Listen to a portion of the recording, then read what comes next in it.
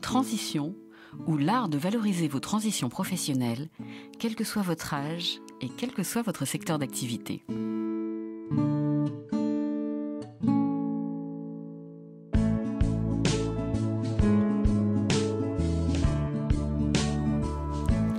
Amis auditeurs, bonjour. Je suis Mireille Garola et nous parlons aujourd'hui de transition professionnelle.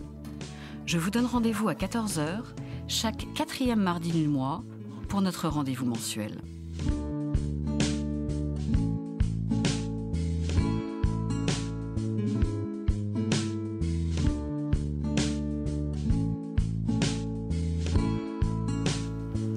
Ce n'est pas parce que vous décidez un jour de quitter votre job, que cela soit de votre fait ou que cela soit quelque chose de contraint, que vous devez partir sans rien et mettre votre situation personnelle souvent à risque.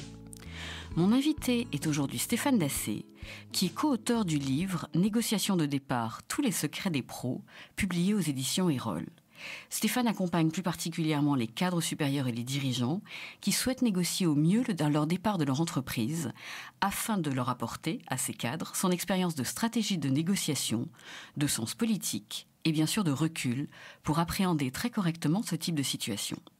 Il est passionné par la science politique ainsi que par la lutte contre les discriminations qu'il met en œuvre dans le cadre de différents engagements. Stéphane, bonjour. Bonjour à tous.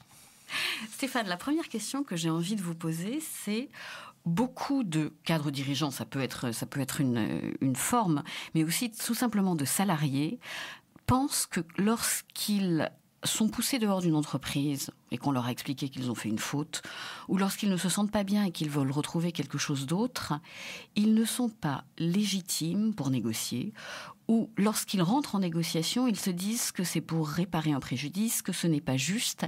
Et il y a tout un tas de choses que moi, dans mon métier de coach, je vois tous les jours et que vous citez très justement comme les erreurs à ne surtout pas commettre. Est-ce que vous pourriez me donner quelques exemples, ou nous donner quelques exemples de ces erreurs les plus flagrantes qui mettent a priori la négociation à mal dès son début? Alors, tout d'abord, une rupture professionnelle, ça fait partie de la vie professionnelle. Ça arrive à tout un tas de gens très bien. Et quelque part, le fait de s'engager dans une vraie négociation de départ est un moyen de pouvoir se repositionner, j'allais dire, de façon la plus optimale, la plus efficace possible. Et une bonne négociation, du reste, quelque part, permet de se quitter en bons termes. Parfois pour bien mieux plus, rebondir. Pour mieux rebondir, et parfois en bons termes, bien mieux que dans une simple démission qui peut être vécue comme une trahison. Un abandon. Un abandon. Dans certains milieux, c'est toujours une trahison et un abandon, bien sûr. Alors que même si le ton peut monter, et il monte souvent dans une négociation de départ, eh bien ça permet ensuite de se mettre d'accord sur la façon de communiquer autour de ce départ. Ça permet de s'entourer d'un certain nombre de garanties en termes de non-dénigrement, en matière de confidentialité, etc. Donc, il y a tout à gagner dans une négociation de départ, en fait. Donc, quoi qu'on fasse, il faut commencer par négocier.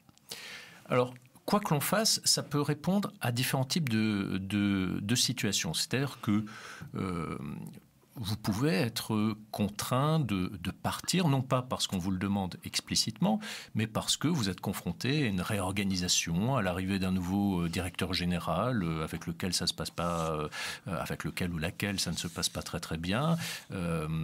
Ça peut être un retour d'expatriation qui pose problème, et c'est un cas de figure assez classique, malheureusement. On vous demande pas de partir, mais il faut bien prendre acte de la situation dans laquelle vous êtes et de la possibilité d'optimiser votre carrière à l'extérieur. Voilà. Donc, il peut y avoir un certain nombre de cas de figure qui nécessitent le fait de s'engager dans une négociation. Parfois, à contrario, on peut vous demander explicitement de partir. Il y a différentes façons de le demander. Elles ne sont pas toujours très bonnes, mais ce n'est pas grave. Voilà. Mais la conclusion est toujours la même. Et dans ces cas-là, il faut se défendre. Il faut défendre vos intérêts, il faut défendre votre image. Il faut aller jusqu'au bout de cette démarche, notamment dès lors que vous n'avez rien à vous reprocher. Notamment dès lors que vos résultats sont au rendez-vous. Ce qui arrive malheureusement souvent aujourd'hui. Et là encore, c'est très classique dans une vie professionnelle. Alors c'est vrai que, je ne veux pas faire de déterminisme en fonction des âges, mais jusqu'à 30, 35 ans, voire parfois un petit peu plus tard, on est dans une mentalité... Alors c'est facile de rebondir, et on est dans une mentalité de premier de la classe. En quelque sorte, on se dit, si je fais correctement mon boulot, il ne va rien m'arriver. J'aurai de bons résultats. Et je vais progresser, et bon... À partir de 42, 43, 45, 50, ça 55. devient un tout petit peu plus compliqué. Et puis, il y a tout un tas de paramètres qui rentrent en ligne de compte. Des rapports de force, sens politique. Voilà, des éléments, on va dire, de politique. Et tout le monde n'est pas nécessairement doué pour ça, c'est-à-dire défendre son image, jouer sur les rapports de force, essayer de se trouver des alliés en interne. Enfin bon, vous voyez tout un tas de choses qu'on n'apprend pas à l'école et voilà. qui sont absolument nécessaires pour une seconde partie de carrière. Exactement. Et parfois, à l'occasion d'une réorganisation, paf, vous faites les frais du jeu politique. Voilà, tout à fait. Bon. Alors, vous m'aviez également interrogé il y a quelques instants sur les erreurs à ne pas commettre les 3 ou 5, parce que dans votre livre, je crois que vous en donnez 20. Donc 20, ça va être peut-être un petit peu beaucoup, on ne voudrait pas passer toute l'émission là-dessus, mais peut-être 5, ça pourrait être pas mal. Quelques exemples d'erreurs qu'il convient d'éviter. Tout d'abord, en premier lieu, croire que le principe d'une négociation est acquis. Non. Il faut se livrer à tout un jeu. Même quand on est licencié, sans cause réelle et sérieuse. Vous savez, tout ce qu'on voit, malheureusement, de plus en plus. Exactement. Il faut se livrer, j'allais dire, à une sorte de jeu d'influence qui va faire en sorte que vous allez progressivement amener votre interlocuteur ou vos interlocuteurs à vous prendre au sérieux. C'est-à-dire qu'au départ, vous allez voir si un employé non accompagné et un peu énervé parce qu'il trouve que c'est injuste va voir son employeur en lui disant « j'en ai marre, vous me devez quelque chose », qu'est-ce qui se passe ? Exemple type, l'employé énervé, en colère, un classique, va voir son employeur et lui demande de signer une rupture conventionnelle. Que croyez-vous que l'employeur va faire ? Bien sûr que non, monsieur, vous voulez partir, je vous laisse partir. Bien sûr que non. La première chose qu'il va considérer, c'est que son salarié a sans doute retrouvé une autre situation professionnelle à l'extérieur, et donc il n'a plus qu'à attendre pour que la personne démissionne, et ça coûtera 0 € à l'entreprise. Donc, il est absolument nécessaire dans ce type de situation de créer un contexte dans lequel votre N+1, votre N+2 va se dire qu'il faut trouver une solution. Vous êtes ramené à la table de négociation. Exactement. Alors, ça passe par tout un tas d'artifices. On y reviendra peut-être après. J'en reviens aux erreurs à ne pas commettre. Donc, je le disais, croire que le principe d'une négociation est acquis. Grave erreur. Il y a tout un travail préalable à faire. Également, rendre public son dossier dans l'entreprise. C'est-à-dire... arroser tout le monde de vos états d'âme, sans discernement particulier. Et quelque part, en face, le DRH, le DG, va se dire oui, mais si cette personne parle un peu à tout le monde, il n'y aura plus aucune confidentialité autour de la discussion. Donc je ne rentre pas à la table de négociation. Donc du coup, ça peut dissuader. Et c'est vrai que parfois, c'est une tendance spontanée. On en parle à ses collègues de travail, on va voir le délégué du personnel, on va voir... c'est pas nécessairement toujours la meilleure approche. Donc évitez de rendre publique votre situation dans l'entreprise. Également, autre erreur assez classique, c'est de ne pas respecter les niveaux hiérarchiques. C'est-à-dire de se dire, je vais aller directement discuter avec le DG, avec le président, alors que votre N+1, je dis n'importe quoi, c'est le directeur commercial. Non, il faut respecter l'échelle, essayer de faire en sorte que toute votre hiérarchie trouve un intérêt à agir pour que votre départ se passe dans les meilleures conditions. Si vous zappez un certain nombre d'éléments de votre hiérarchie, il est possible que cela se retourne contre vous. Donc, c'est une autre erreur assez classique à éviter. Est-ce que je peux vous interrompre sur ce point-là? Parce que souvent, on va arriver à ce dont on va parler en deuxième partie, très souvent la hiérarchie, à un moment donné, entrée dans les négociations, commence à se renvoyer la balle et joue entre le N+1, le DG, le DRH. Qu'est-ce qui se passe dans ces cas-là? Alors, parce que quand vous dites qu'il faut s'adresser au N+1, oui. J'entends. Mais quand eux rentrent dans ce jeu, quel moyen de défense? C'est un jeu assez naturel. C'est-à-dire, typiquement, votre N+1, votre N+2 va vous renvoyer vers le DRH en disant cher ami, continuez la discussion avec lui. Voilà. C'est-à-dire qu'il va botter en touche. Classique. Non, il ne faut pas accepter ce type de schéma. Ça ne veut pas dire qu'il ne faut pas parler au DRH. Le DRH, vous pouvez toujours dire que vous irez le voir le moment venu. Vous pouvez même aller le voir un petit peu la version des faits qui vous délivre. Mais il faut sans cesse remettre votre N+1, éventuellement votre N+2, dans la boucle des discussions. C'est indispensable. Et il y a plein de techniques pour mettre le pied dans la porte, pour éviter que la porte se ferme et pour faire en sorte que les discussions se poursuivent avec ces personnes-là. Donc, j'allais dire, l'effet d'éviction le plus classique, c'est aller en parler au DRH ou au RRH. Tout à fait. Sauf que, encore une fois, une négociation un petit peu efficace, ça ne se passe pas avec le DRH. Parce que dans une négociation, vous allez mettre en avant des leviers de discussion qui vont éventuellement impacter l'image de votre N+1, de votre N+2, impacter l'image éventuellement de l'entreprise, même s'il ne s'agit pas de se comporter comme un voyou, c'est pas ça. C'est des suggestions, bien sûr, tout ça doit se faire entre gens de très bonne compagnie. Voilà, tout à fait. Alors que, à la différence de votre hiérarchie directe, le DRH, lui, est moins sensible à ces impacts. Et puis, il est habitué, c'est son rôle aussi de jouer tampon. Il est habitué, il va défendre les intérêts de l'entreprise, ça va être beaucoup moins efficace. Bon, sauf quelques rares exceptions, bien sûr. Donc voilà, l'effet d'éviction le plus classique, c'est celui-là.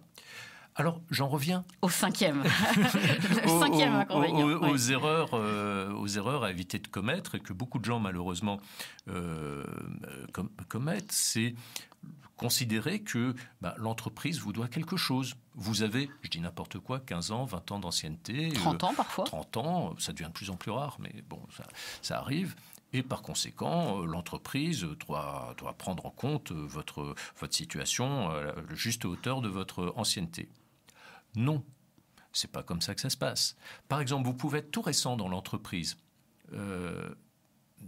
avoir moins de 6 mois, 1 an d'ancienneté, mais pour autant, vous avez pris des risques en quittant votre entreprise précédente pour aller dans cette nouvelle entreprise. Et dans cette nouvelle entreprise, les choses ne sont pas conformes à ce qui vous avait été annoncé lors de votre recrutement.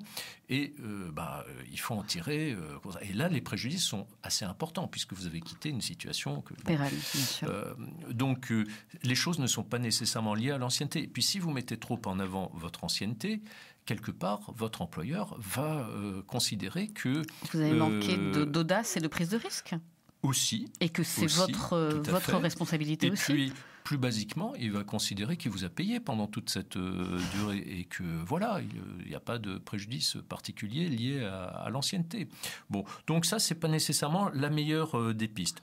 Autre erreur, et rassurez-vous, je vais terminer sur le chapitre des erreurs. Après, on va arriver au levier. Voilà. Mais ça peut être aussi, et c'est fréquent parfois, de montrer de l'empressement. C'est-à-dire relancer votre hiérarchie tous les jours, etc. Non. Parce que la situation émotionnelle est très inconfortable. Oui, bien sûr, c'est inconfortable, c'est drôle pour personne, c'est pénible, mais par pitié, non, ne manifestez pas d'empressement, parce que si vous manifestez de l'empressement, ça laisse supposer que vous avez trouvé un job à côté. Et donc, votre interlocuteur n'aura aucune raison de négocier avec vous. Amis auditeurs, je vous rappelle notre thème d'aujourd'hui, qui est « Vous quittez votre job ». N'hésitez pas à négocier. Stéphane Dassé, qui est mon invité aujourd'hui, je vais lui poser la première question de... Ce ne sont plus les erreurs, ce sont maintenant quels sont les leviers. Est-ce que vous pourriez nous donner quelques principes généraux du début d'une négociation de départ réussie ? Alors, les leviers, parfois, peuvent être surprenants. C'est-à-dire que bien souvent, notamment pour un cadre, ce ne sont pas des leviers de nature juridique à proprement parler. On parlait de politique tout à l'heure. Oui. Ce sont des leviers qui touchent plus au rapport de force dans l'entreprise, à son image, à sa relation à ses clients, à ses partenaires, fournisseurs. Ça peut être par rapport à des perspectives de publication dans la presse. Ça peut être plein de choses. Donc, j'allais dire, il faut vraiment au tout démarrage définir une stratégie de négociation.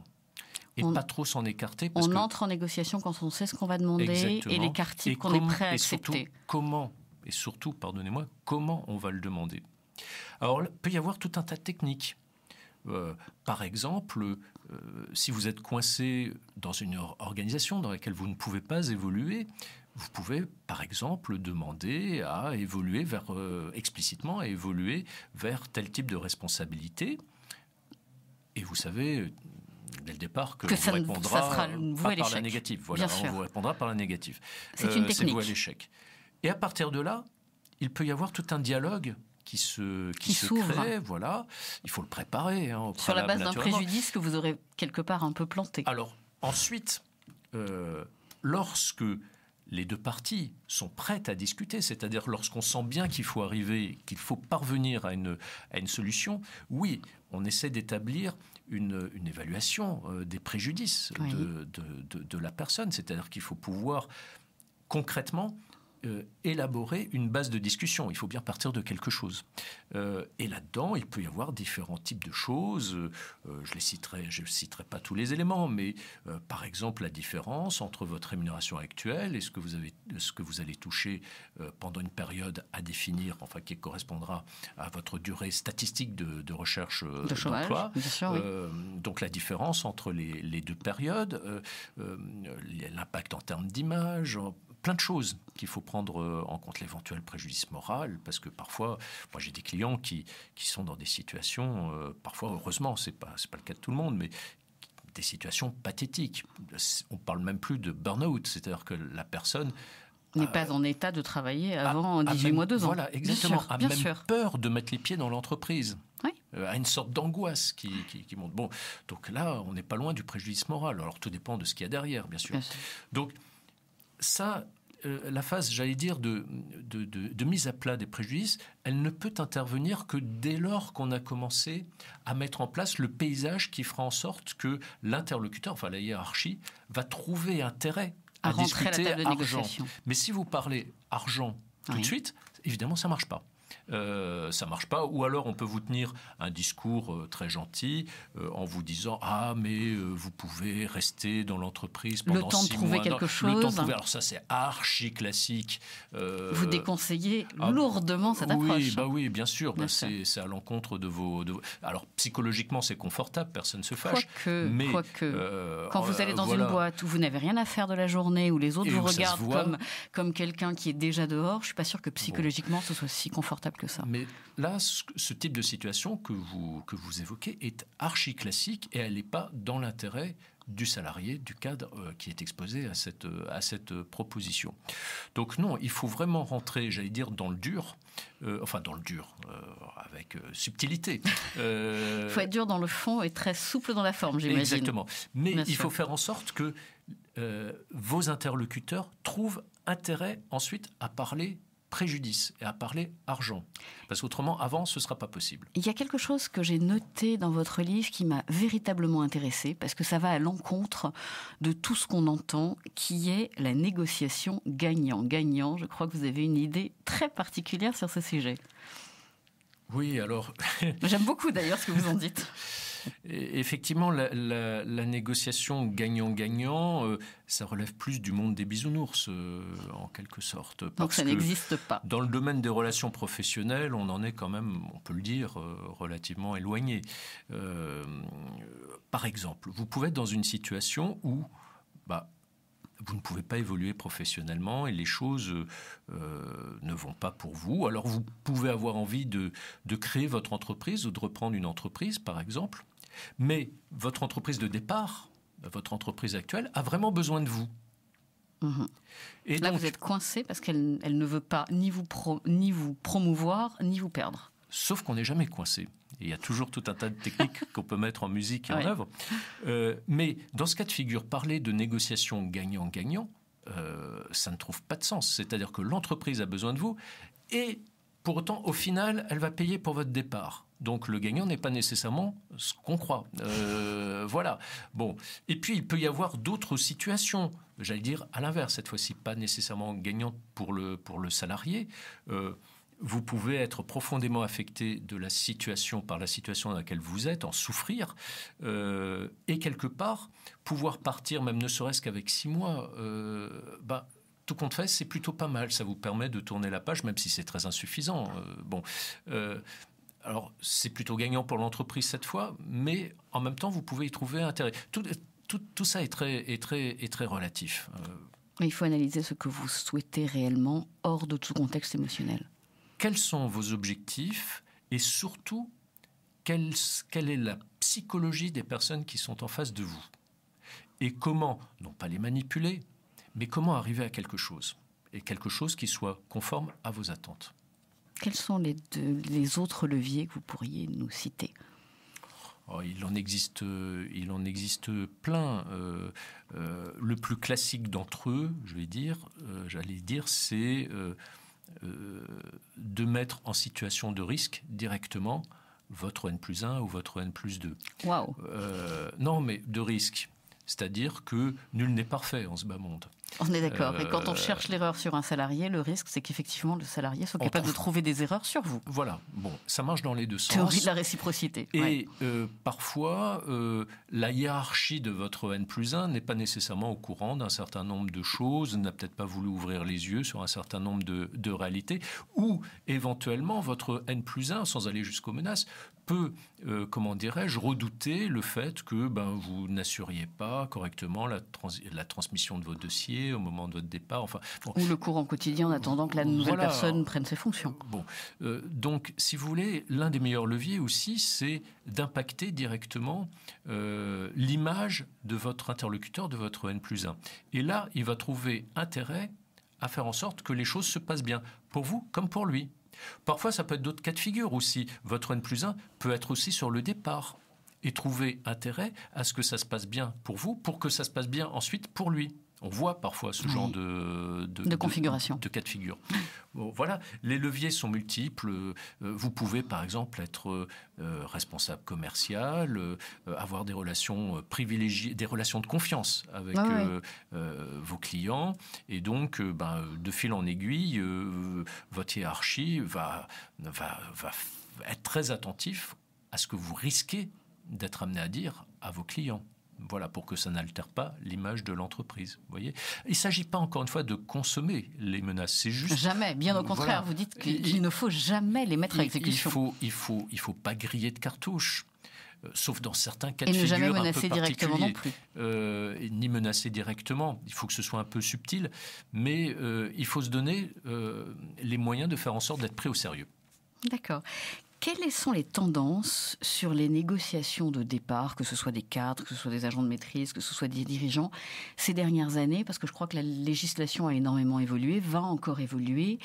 Et quelque part, les prud'hommes ne sont pas très favorables toujours à ces transactions. Dans certains cas le sont, mais dans d'autres sont plus partiales. Qu'est-ce que vous avez vu ou qu'est-ce que vous observez comme tendance dernièrement? Alors, c'est vrai que dans notre pays, on a le réflexe du contentieux prud'homal. De menacer sur un terrain strictement juridique. Ce n'est pas nécessairement la meilleure des configurations. Tout d'abord, pour des raisons, j'allais dire, de durée. Un contentieux prud'homal, en première instance, va durer, en Île-de-France en tout cas, quasiment 2 ans. C'est un peu long pour faire un deuil. Exactement. Et puis, ça veut dire que vos indemnités prud'homales, vous ne les toucherez pas avant ce délai. Parfois, lorsque l'une des deux parties interjette appel, ce qui est fréquent pour des cadres notamment, vous rajoutez 10 mois, 1 an supplémentaire. Ça commence à faire long. Tout ça pour un niveau d'indemnisation qui n'est pas très, très élevé, puisque parfois, pour défaut de cause réelle et sérieuse, on est sur du 6, 7, 8 mois. Enfin bon, il y a des variations, bien sûr. Mais bon, il y a un certain nombre de préjudices qui ne sont pas nécessairement pris en compte. Et puis surtout, notamment pour un cadre, le fait de se repositionner professionnellement en ayant un contentieux prud'homal qui fait un bruit de casserole, notamment au moment des prises de référence, c'est quand même pas génial.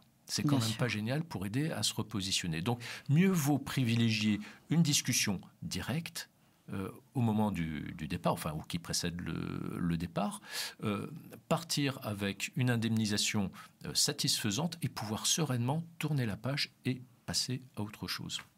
Quels sont les moyens de sortie juridiques les plus fréquemment utilisés aujourd'hui ? Vous faites référence aux prises d'actes ou à résiliation judiciaire alors, bon, j'aurais tendance à dire ce ne sont pas des transactions. Alors, comment en fait, ça se passe ? l'essentiel, pardonnez-moi, n'est pas là. C'est-à-dire que dès lors qu'on est sur une négociation qui donne satisfaction aux deux parties, enfin qui est acceptable pour les deux parties, j'allais dire, à la limite, peu importe le support juridique, qu'il s'agisse d'une rupture conventionnelle ou qu'il s'agisse d'un licenciement. Alors parfois, il y a des cas de figure où on ne peut pas faire de rupture conventionnelle et on ne peut pas imaginer un licenciement économique, par exemple, dans n'importe quel cas de figure non plus. Qui arrangerait le salarié en termes d'indemnisation, mais pas toujours pour l'entreprise, bien sûr. Donc, une fois qu'on s'est mis d'accord sur un montant, sur une date de départ, etc., j'allais dire, peu importe, le fait de savoir si c'est une rupture conventionnelle ou si c'est une transaction consécutive à un licenciement, l'essentiel n'est pas là. L'essentiel, c'est de savoir ce que vous avez dans votre package de départ et notamment, par exemple, aussi une prestation d'outplacement qui peut être, ma foi, fort utile. Merci beaucoup. Stéphane Dassé, je vous remercie beaucoup pour cet entretien très instructif. Amis auditeurs, je vous retrouverai avec grand plaisir le mois prochain. À bientôt.